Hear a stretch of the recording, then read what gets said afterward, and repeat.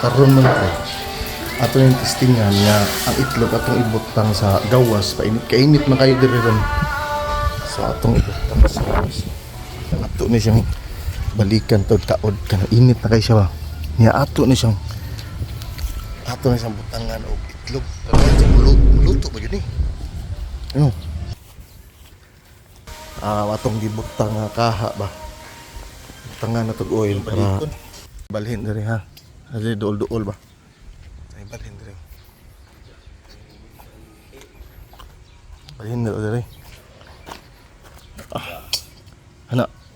So ako ning testingan magkotag itlog. Ka itlog nga tapos gawas. Ano? So ato nang testingan na may itlog diri. Kuha na siya 25 minutes na ni siya nga nakabuhat sa init. Ato ming gibalhin diri para di siya makasabod sa kuan ba. Ay gajay gunit gajay. Nito para itlog atong bukon. Atig mara atong padulay ko padulay. Luto gunit.